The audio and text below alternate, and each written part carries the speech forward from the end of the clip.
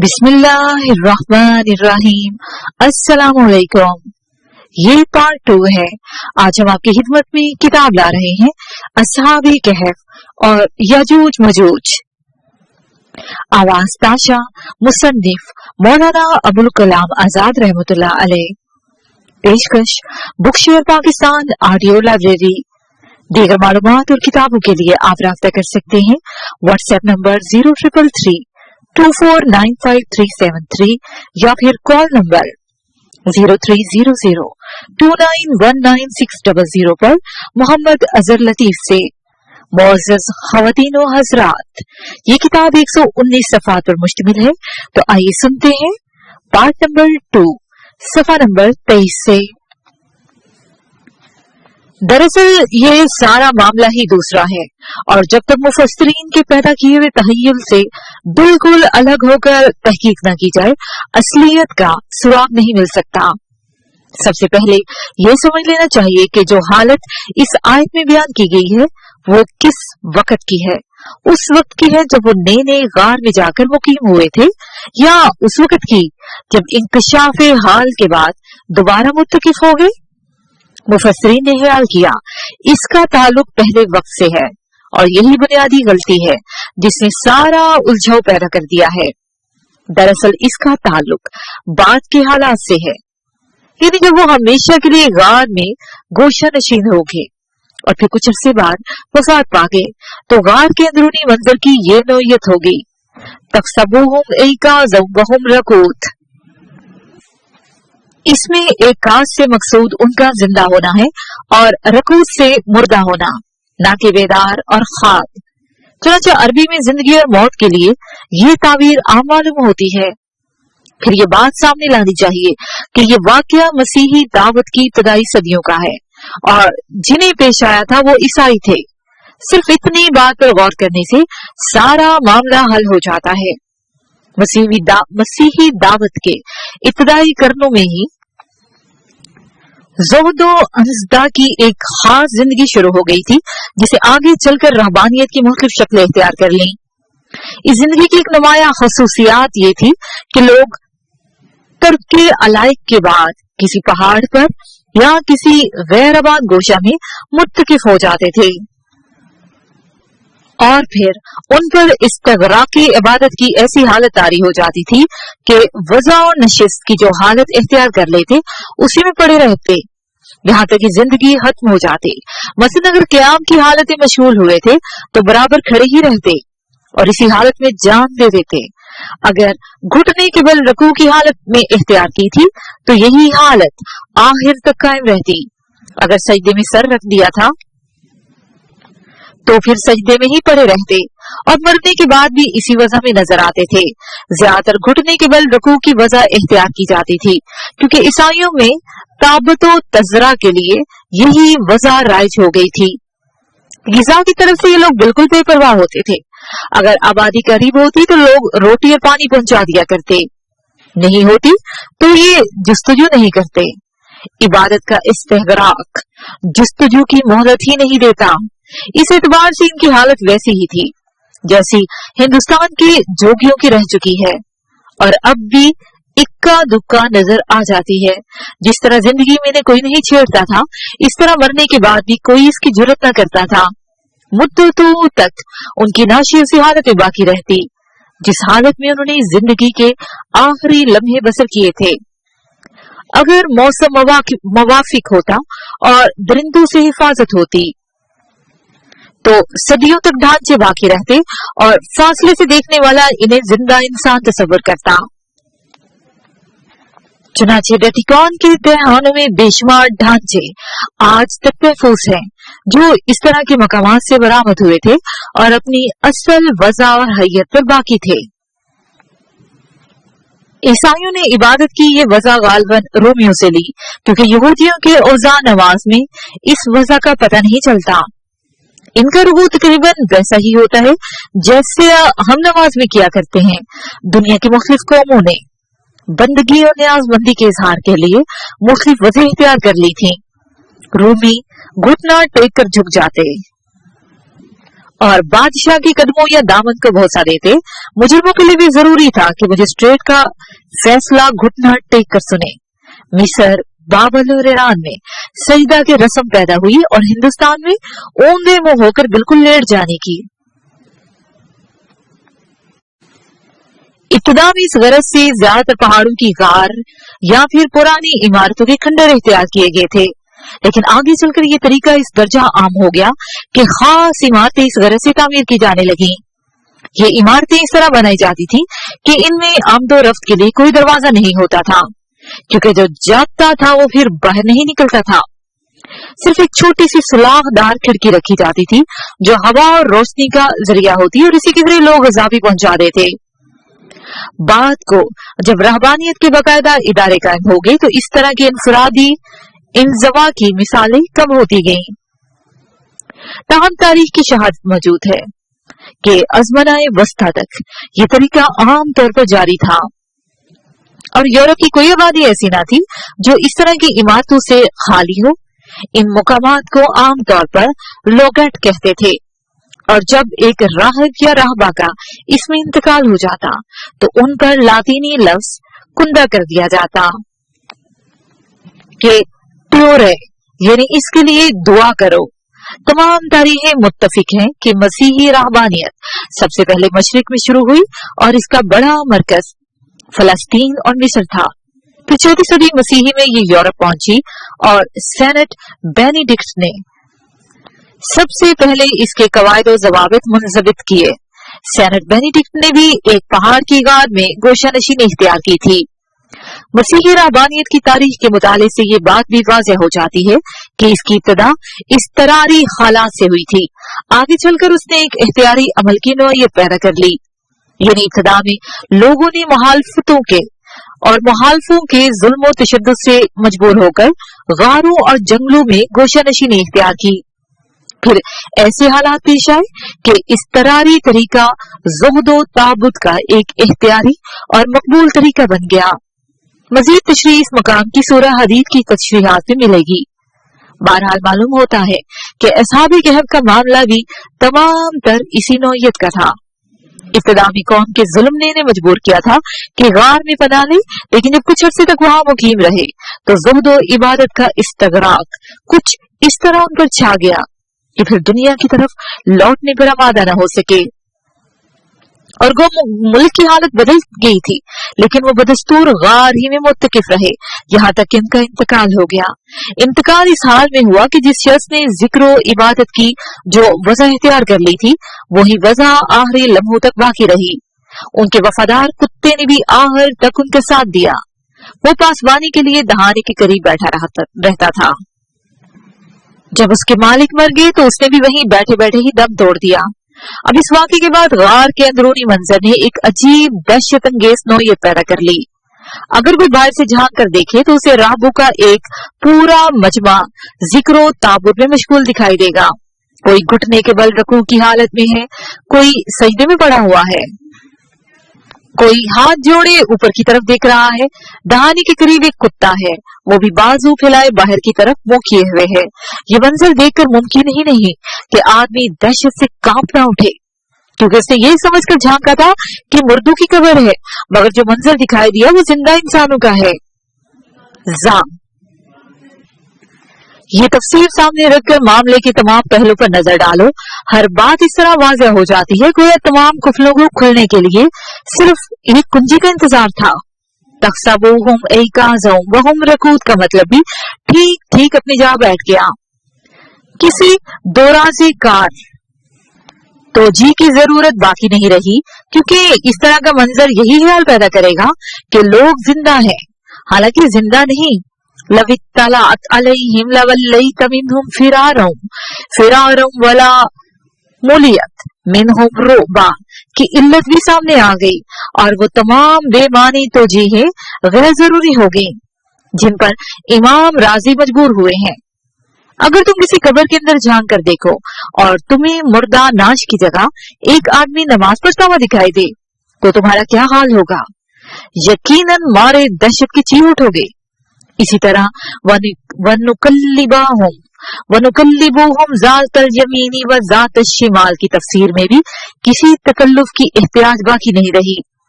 गार शिमाल और जुनूब रोया वाक़या था और इन दोनों जहतों में हुआ और इन दोनों जहतों में हवा और रोशनी के मुनाफिज थे, जैसे कि आयत वतर शम्सा इज़ा तलाअत से मुतबादर होता है। बस बिलमुकाबिल मुनाफिज होने की वजह से हवा बराबर अंदर चलती रहती थी और इनके ढांचे दाहिने से बाएं और बाएं से दाहिने जानब इस तरह मुतहरिक रहते थे जैसे एक जिंदा आदमी एक तरफ से पलटकर दूसरी तरफ देखे। इस तफसीर के बाद इस सवाल का जवाब भी खुद बहुत मिल गया है कि कुरान ने खसूसियत के साथ ये बात क्यों बयान की कि सूरज की किरणें गार के अंदर नहीं पहुंचती, जैसे कि सूरह कहफ की आयत नंबर 17 में है, और क्यों से कुदरत इलाही की एक निशानी फरमाया कि ज़ालिका मिन आयतिल्लाह। मालूम हो गया कि दरअसल इस बात की तमहीद थी जो बात को आयत नंबर 18 में बयान की गई है कि तहसबूहुम ऐकाज़ुम वहुम रकूत, यानी चूंकि ये बात बयान करनी थी कि मरने के बाद उनकी नाशें अरसा तक बाकी रहीं, हत्ता कि देखने वालों को जिंदा इंसानों का गुमान होता था। इसलिए पहले इसकी इल्लत वाज़िया कर दी कि जिस गार में मुत्तकिफ हुए थे वो इस तरह की गार थी कि इंसानी जिस्म ज्यादा से ज्यादा अरसे तक उसमें कायम रह सकता था, क्योंकि सूरज की रोशनी उसमें पहुंचती रहती। लेकिन सूरज की तपिश का इसमें गुजरना था। जो चीज नाश को जल्द कड़ा सड़ा देती है वो सूरज की तपिश है, और जो चीज ताजगी पैदा करती है वो हवा और रोशनी है। हवा चलती रहती, रोशनी पहुंचती रहती, मगर तपिश से पूरी हिफाजत थी। ज़ालिका मिन आयतिल्लाह। हाँ, वलबीसु फी कहफिहिम सलासा मियतिन सिनीना वज़दादु तिस्अन का मतलब है कि ये खुद कुरान की तस्रीह है कि वो लोग इतनी मुद्दत तक गार में पड़े रहे। लेकिन अगर ऐसा है तो फिर इसके बाद क्यों फरमाया कि कुलिल्लाहु आलमु बिमा लबिसु। मुफस्सिरीन को इस इश्काल के दूर करने में तरह तरह की तकल्लुफ़ात करने पड़े। हालांकि साफ मतलब वही है जो हजरत अब्दुल्ला इब्ने अब्बास से मरवी है, यानी जिस तरह पहले उनकी तादाद के बारे में लोगों के मुख्तलिफ अक़वाल नकल किए गए थे, इसी तरह यहाँ मुद्दती बका के बारे में लोगों का कौल नकल किया गया है। यानी लोग कहते हैं गार में 300 बरस तक रहे, बाजों ने इस पर 900 बरस और बढ़ा दिए। तुम कह दो अल्लाह ही बेहतर जानता है कि फिल हकीकत कितनी मुद्दत गुजर चुकी है। बस ये कुरान की तस्रीह नहीं है, लोगों का कौल है। और सयकूलूना से नकल अकवाल का जो सिलसिला शुरू हुआ है, इस सिलसिले की ये आखिरी कड़ी है। हज़रत अब्दुल्ला बिन मसूद से भी ऐसी ही तफसीर मरवी है। तो इमाम कर्तबी ने हजरत इब्ने अब्बास रजी अल्लाह तआला अन्हु का कौल नकल किया है कि यानी असहाबे कहफ की मौत पर एक मुद्दत गुजर चुकी है, उनके अजसाम फना हो चुके हैं, जिस तरह हर जिस्म फना हो जाता है। एक रवायत से ये भी मालूम होता है कि शाम के गज़वात में बाज़ सहाबा का गुजर असहाबे कहफ की गार पर हुआ था और इन्हें इनकी हड्डियां मिली थी। अगर ये रवायत सही हो तो इससे इसकी भी मजीद तस्दीक हो गई थी कि ये वाकया पेट्रा में पेश आया था। वसीह रहबानियत के तरीके की निस्बत मदरजा सदरे बयान में जो इरशादात किए गए हैं उनकी तफसीलात दर्ज झेल किताबें में देखी जा सकती है। The Paradise of Garden of the Holy Fathers by E.A.W. Butch, 2 Centuries of Religion by G.G. Colton, The Medieval Mind by H.O. Taylor। सूरह कहफ में तीसरा वाक्य जो बयान किया गया है वो जुल्करनैन का है, क्योंकि लोगों ने इस बारे में सवाल किया था। तमाम मुफस्सिरीन मुत्तफिक है कि सवाल यहूदियों की जानिब से था, अगरचे गालिबन मुशरिकीन मक्का की जुबानी हुआ क्योंकि सूरत मक्की है। कुरान ने जुल्करनैन की निस्बत जो कुछ बयान किया है उस पर बहसीयत मजमूई नजर डाली जाए तो हस्बे झेल अमूर सामने आ जाते हैं। अव्वलन जिस शख्स की निस्बत पूछा गया है वो यहूदियों में जुल्करनैन के नाम से मशहूर था, यानी जुल्करनैन का लक़ब खुद कुरान ने तजवीज नहीं किया है, पूछने वालों का मुजव्जा है, क्योंकि फरमाया वो यसअलूनका अन ज़ुल्करनैन। सानियन, अल्लाह ने अपने फजलो करम से उसे हुक्मरानी अता फरमाई थी और हर तरह का साजो सामान जो एक हुक्मरान के लिए हो सकता था उसके लिए फराहम हो गया था। सालिसन, उसकी बड़ी मुहिमें 3 थी। पहले मगरबी ममालिक फतेह किए, फिर मशरकी, फिर एक ऐसे मकाम तक फतह करता हुआ चला गया जहां पहाड़ी दर्रा था और इसकी दूसरी तरफ याजूज और माजूज आकर लूट मचाया करते थे। राबियन, उसने वहां एक मोहकम सद तामीर कर दी और याजूज और माजूज की राह बंद हो गई। हामसन, वो एक आदिल हुक्मरान था। जब वो मगरिब की तरफ फतह करता हुआ दूर तक चला गया तो एक कौम मिली जिसने ख्याल किया कि दुनिया के तमाम बादशाहों की तरह ज़ुल्करनैन भी जुल्म व तशद्दुद करेगा। लेकिन ज़ुल्करनैन ने ऐलान किया कि बेगुनाहों के लिए कोई अंदेशा नहीं है। जो लोग नेक अमली की राह चलेंगे उनके लिए वैसा ही अजर भी होगा। अलबत्ता डरना उन्हें चाहिए जो जुर्म और बदअमली का इर्तिकाब करते हैं। सादिसन, वो खुदा परस्त और रासबाज इंसान था और आखिरत की जिंदगी पर यकीन रखता था। साबियन, वो नफ्स परस्त बादशाहों की तरह तामे और हरीस्ता था। जब एक कौम ने कहा कि याजूज और माजूज हम पर हमलावर होते हैं, आप हमारे और उनके दरमियान एक सद तामीर कर दें, हम हिरास देंगे, तो उसने कहा जो कुछ खुदा ने मुझे दे रखा है वही मेरे लिए बेहतर है। मैं तुम्हारे हराज का तामे नहीं, यानी मैं हराज की तमा से काम नहीं करूंगा, अपना फर्ज समझकर अंजाम दूंगा। तारीख कदीम की जिस शख्सियत में ये तमाम औसाफ और अमाल पाए जाए वही ज़ुल्करनैन हो सकता है। सवाल ये है कि ये कौन शख्स था? सबसे पहला हल तलब मसला जो मुफस्सिरीन के सामने आया वो इसके लक़ब का था। अरबी में भी और इब्रानी में भी करन के साफ मानी सींग के हैं। बस ज़ुल्करनैन का मतलब हुआ 2 सींगों वाला, लेकिन चूंकि तारीख में कहीं ऐसे बादशाह का सुराग नहीं मिला जिसका ऐसा लक़ब रहा हो, इसलिए मजबूरन करन के मानी में तरह तरह के तकल्लुफ़ात करने पड़े। फिर चूंकि फतुहात की वुसअत और मगरिब और मशरिक की हुक्मरानी के लिहाज से सिकंदर मकदूनी की शख्सियत सबसे ज्यादा मशहूर रही है, इसलिए मुताहरीन की नजरें उसकी तरफ उठ गईं। चुनाचे इमाम राजी ने सिकंदर ही को ज़ुल्करनैन करार दिया है और अगरचे हस्बे आदत वो तमाम एतराजात नकल कर दिए हैं जो इस तफसीर पर वारिद होते हैं, लेकिन फिर हस्बे आदत उनके बेमहल जवाबात पर मुतमईन भी हो गए हैं। हालांकि किसी एतबार से भी कुरान का ज़ुल्करनैन सिकंदर मकदूनी नहीं हो सकता। ना तो वो खुदा परस्त था, ना आदिल था, ना मफ्तू कौमों के लिए फयाज था और ना ही उसने कोई सद बनाई। बहरहाल मुफस्सिरीन कुरान ज़ुल्करनैन की शख्सियत का सुराग न लगा सके। दानियाल नबी का ख्वाब, अगर ज़ुल्करनैन के मफ़हूम का कोई सुराग मिलता है तो वो सिर्फ एक दौर का इशारा था, वो सिर्फ एक दूर का इशारा था जो हज़रत दानियाल की किताब में मिलता है, यानी एक ख्वाब। ये ख्वाब उन्होंने बाबल की असेरी के जमाने में देखा था। बाबल की असेरी का जमाना यहूदियों के लिए निहायत ही मायूसी का जमाना था। उनकी कौमियत पामाल हो चुकी थी, उनका हेकल मुनहदम हो चुका था, उनके शहर उजाड़ थे और वो नहीं जानते थे कि इस हलाकत के बाद उनकी जिंदगी का क्या सामान हो सकता है। इस जमाने में हजरत दानियाल का ज़हूर हुआ जो अपने इल्म और हिकमत की वजह से शाहाने बाबल के दरबार में निहायत ही मुकर्रब हो गए थे। उनकी निस्बत तौरात में भी बयान किया गया है कि बेलिशफार शाह बाबल की सल्तनत के 3रे बरस उन्होंने एक ख्वाब देखा था और इस ख्वाब में आने वाले वाकयात की बिशारत दी गई थी। चनाचा किताब दानियाल में है, मैं क्या देखता हूँ कि नदी के किनारे एक मेंढा खड़ा है जिसके 2 सींग ऊंचे थे, लेकिन एक दूसरे से बड़ा था और बड़ा दूसरे के पीछे था। मैंने देखा कि पश्चिम, उत्तर और दक्कन की तरफ से वो सींग मारता है, यहाँ तक कि कोई जानवर उसके सामने खड़ा न रह सका और वो बहुत बड़ा हो गया। मैं ये बात सोच ही रहा था कि देखा कि पश्चिम की तरफ से एक बकरा आके तमाम रोए जमीन पर फिर गया। इस बकरे की दोनों आंखों के दरमियान एक अजीब तरह का सींग था।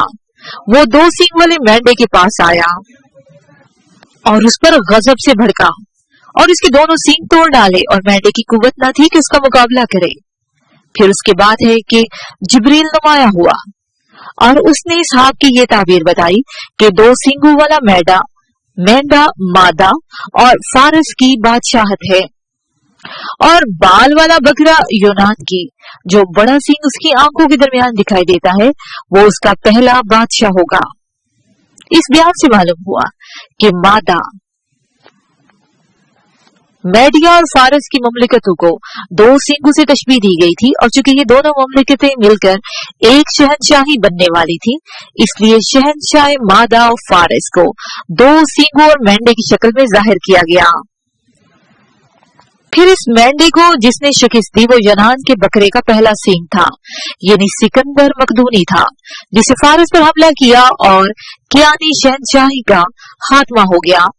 इस हाथ में बनी इसराइल के लिए बिशारत ये थी कि उनकी आजादी और खुशहाली का नया दौर इसी दो सींगों वाली शहनशाही के ज़हूर में वाबस्ता था, यानी शहनशाह फारस बाबिल पर हमला करके फतहमंद होने वाला था, और फिर उसी के जरिए बैतुल मुकद्दस की अस्सिर-ए-नौ तामीर और यहूदी कौमियत की दोबारा शराज़ाबंदी होने वाली थी।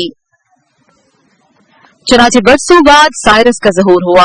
उसने मेडिया और पारस की मुमलकतें मिलाकर एक अजीम शान शहनशाही कायम कर दी, और फिर बाबल पर पैदर पे हमले करके उसे मुसख्खर कर लिया। चूंकि इस हाम में मेडिया और फारस की मुमलिकतों को दो सींगों से तशबीह दी गई थी, इसलिए ख्याल होता था कि अजब नहीं फारस के शहनशाह के लिए यहूदियों में जुल्करनैन का तस्वुर पैदा हो गया हो, यानी दो सींगों वाली शहनशाही, और वो इसे इसी लक़ब से पुकारते हो। ताहम ये महज एक कियास था, इसकी तायद में कोई तारीखी शहादत मौजूद न थी, लेकिन 1838 ईस्वी के एक इंकशाफ ने, जिसके नताइज बहुत अरसे बाद मंजरे आम पर आए, इस कियास को एक तारीखी हकीकत साबित कर दिया, और मालूम हो गया कि फिल हकीकत शहनशाह सारस का लक़ब जुल्करनैन था, और यह महज यहूदियों का कोई मजहबी तहय्युल न था, बल्कि खुद साइरस का बशिंदगान फारस का मुजव्वजा और पसंदीदा नाम था। इस इंकशाफ ने शक व तहमीन के तमाम पर्दे उठा दिए। यह खुद साइरस का एक संगी तमसाल है, जो अस्तहर के खंडरों में दस्तयाब हुआ, और इसमें साइरस का जिस्म इस तरह दिखाया गया था कि उसके दोनों तरफ अकाब की तरह के पर निकले हुए हैं, और सर पर मेंढे की तरह की दो सींग हैं। ऊपर खत्ते मुनहदी में जो कतबा कुंदा था, उसका बड़ा हिस्सा टूटकर जाया हो चुका है, मगर जिस कदर बाकी है वो उसके लिए काफी है कि तमसाल की शख्सियत वाज़ेह हो जाए। इससे मालूम हो गया कि मादा और फारिस की मुमलिकतों को दो सींगों से तशबीह देने का तखय्युल एक मकबूल और आम तहय्युल था, और यकीनन साइरस को जुल्करनैन के नकब से पुकारा जाता था। तमसाल में पर्दों का होना उसके मलकूती सफात और वसाइल की तरफ, फजाइल की तरफ इशारा है, क्योंकि न सिर्फ पारसियों में बल्कि तमाम माअसर कौमों में ये इत्तेकाद आमतौर पर पैदा हो गया था कि वो एक गैर मामूली नौइयत का इंसान है। दो सींगों का तखय्युल इब्तिदा में क्यों कर पैदा हुआ? क्या इसकी बुनियाद दानियाल नबी का ख्वाब था, या बतौर खुद साइरस ने या बशिंदगाने पारस ने यह तहय्युल पैदा किया? इसका फैसला मुश्किल है, लेकिन अगर तौरात की रवायात तस्लीम कर ली जाए तो साइरस से लेकर आर्टारेक्सिस अव्वल तक तमाम शहनशाह पारस अंबिया बनी इसराइल से अकीदत रखते थे, और इसलिए हो सकता है कि इसी हाथ से जुल्करनैन का लक़ब पैदा हो गया हो। बहरहाल अब इसमें शक की कोई गुंजाइश नहीं रही कि साइरस को जुल्करनैन समझा जाता था, और यकीनन अरब के यहूदी भी उसे इसी लक़ब से पुकारा करते थे। याद रखना चाहिए कि शाहाने फारिस के नामों ने मुख्तलिफ ज़मानों में मुख्तलिफ सूरतें इख्तियार कर ली हैं, और इसकी वजह से मौरूहों ने सख्त गलतियां की हैं। साइरस का असली नाम गालबन गोरदिया गोरोश था, जैसा कि दारा के कतबा बेसतून से मालूम होता है, लेकिन यूनानी उसे साइरस कहने लगे और यहूदियों ने इसका तलफ़्फ़ुज़ हॉरस की शक्ल में किया। चुनाचे यस्यार, अरमिया और दानियाल के सहायक में जा बजा ये नाम आया है, और यही गोरश है जिसे अरबी में खुसरो की शक्ल इख्तियार कर ली। चुनाचा अरबी मौर्रख उसे हसरो के नाम से पुकारते हैं। साइरस का लड़का कैम्बिसीज हुआ, ये भी यूनानी तलफ़्फ़ुज़ है। इसका पारसी नाम क्यूचिया था, जिसे यहूदियों और अरबों की जुबान पर ये केकियात की शक्ल इख्तियार की। शाहनामा ने भी इसी को इख्तियार किया, क्योंकि इसकी बुनियाद अरबी तर्जुम पर थी। केकियात के बाद वारयोदश हुआ, जिसे आमतौर पर दारा के नाम से पुकारा जाता है, और तौरात में भी यही नाम आया है। दारा के बाद आर्टाक्सिस है, इसी तौरात में भी इसी नाम से याद किया जाता है, और अरबों में उर्दशेर मशहूर हो गया। बहरहाल अब इसमें कोई शक की गुंजाइश नहीं रही कि साइरस को ही जुल्करनैन समझा जाता था, और यकीनन अरब के यहूदी भी इसे इसी लक़ब से पुकारा करते थे। इस हकीकत की वजाहत के बाद जब साइरस के इन हालात पर नजर डाली जाती है जो यूनानी मौर्रों की जुबानी हम तक पहुंचते हैं, तो मालूम होता है कि कुरान के बयान की खूबहू तस्वीर है, और दोनों बयान इस दर्जा बाहम मुताबिकत रखते हैं कि मुमकिन ही नहीं किसी दूसरी शख्सियत का वहम गुमान किया जा सके। ज़माने हाल के मुहक्किकीन तारीख ने फारस की तारीख को 3 ओहदों में तकसीम किया है। पहला अहद हमला सिकंदर से पहले का है, दूसरा पार्थवी या मलुकुल तवाइफियत का, तीसरा सासानी सलातीन का। फारसी शहनशाही की अजमत का असली अहद वही है जो हमला सिकंदर से पहले गुजरा, और जिसकी तारीख साइरस के ज़हूर से शुरू होती है। लेकिन बदकिस्मती से इस अहद के हालात मालूम करने के लिए बराए रास्त जराए मफकूद हो गए हैं। जिस कदर भी हालात रोशनी में आए हैं, तमाम दर यूनानी तहरीरों से माखूज हैं। उनमें ज्यादा मोतमदीन मौरख है। ये मौरख ज्यादातर मोतमदीन है। हेरोडोटस, टीसेयास और ज़ेनोफन। फतह ईरान के बाद जब अरब मौर्रहीन ने ईरान की तारीख मुरतब करनी चाहिए, तो इन्हें जिस कदर मवाद हाथ आया वो तमाम तर पारसियों की कौमी रवायात पर मुश्तमिल था। इन रवायात में हमला सिकंदर से पहले का जमाना इस तरह के कौमी अफसानों की नोयत रखता है जिस तरह हिंदुस्तान पर पुराणों के अफसाने और महाभारत और रामायण के किस्से हैं। अलबत्ता पिछले 2 अहदों की रवायतें तारीखी बुनियादों पर मबनी थी। जब दकीकी और फरदौसी ने शाहनामा को नज़म करना चाहा, तो इन्हें अरबी में यही मवाद मिला और इसी को उन्होंने नज़म का जामा पहना दिया। बस ये तमाम ज़हीरा कबल सिकंदर अहद के लिए कुछ सूदमंद नहीं, और साइरस के हालात के लिए हमें तमाम तर यूनानी मौर्रहीन की शहादत पर ही एतमाद करना पड़ता है। हजरत मसीह से 560 बरस पहले ईरान की सरजमीन 2 मुमलिकतों में बटी हुई थी। जनूबी हिस्सा पारस कहलाता था और शिमाल मगरबी मेडिया। चूंकि इनके हमसाया में आशूरी और बाबली हुकूमतें इंतहाई अरूज तक पहुंच चुकी थी, इसलिए कुदरती तौर पर ये उनसे दबी हुई थी। दोनों मुमलिकतों में मुख्तलिफ कबाइल के उमरा थे जो अपने अपने हलकों में कबायली हुकूमत रखते थे। 612 कबल वसी में जब नैनवा तबाह हो गया और आशूरी फरमा रवाई हमेशा के लिए खत्म होगी, तो मेडिया के बाशिंदे आजाद हो गए और बदतरीज एक कौमी हुकूमत नशुमा पाने लगी। इसी तरह पारस के उमरा कबाइल में से भी बाज अमीरों को सर उठाने का मौका मिला और हुक्मरान खानदान पैदा हो गया। ताहम ये दोनों मुमलिकतें वक्त की बेअसर हुकूमतें थीं और बाबल की शहनशाही, जिसे नजतुन नसर की कहाराना फतहमंदियों ने तमाम एशिया में सरबुलंद कर दिया था, सब पर छाई हुई और सबको महकूर किए हुए थी। मेडिया दारा कुतबा बेस्तून में इसका नाम मादा आया है, इसलिए मेडिया नोयानी तलफ़ुज़ समझना चाहिए। अरब मौरहों ने इसे महाज से ताबीर किया है। साइरस का ज़हूर। लेकिन 559 कबल मसीह में एक गैर मामूली शख्सियत गैर मामूली हालात के अंदर उभरी और अचानक तमाम दुनिया की निगाहें इसकी तरफ उठ गईं। ये पारस के एक्मेनीज खानदान का एक नौजवान गौरिश था, जिसे यूनानियों ने साइरस, इब्रानियों ने खौरस और अरबों ने कहसरा के नाम से पुकारा। इसे पहले पारस के तमाम अमीरों ने अपना फरमा रवा तस्लीम कर लिया। फिर बगैर किसी होन रेजी के मीडिया की मुमलिकत पर फरमा रवा हो गया और इसी तरह दोनों मुमलिकतों ने मिलकर ईरान की एक अजीम और शान शहनशाही की सूरत इख्तियार कर ली। फिर उसकी फतुहात का सिलसिला शुरू हुआ, वो फतुहात नहीं जो जुल्म और कहर की होन रेजियों के जरिए हासिल की जाती थी, बल्कि इंसानियत और अदालत की फतुहात जो तमाम तर इसलिए थी कि मजलूमों की दादरसी हो, कि न सिर्फ मजलूम कौमों की दाद रसी हो और पामाल मुल्कों की दस्तगीरी हो।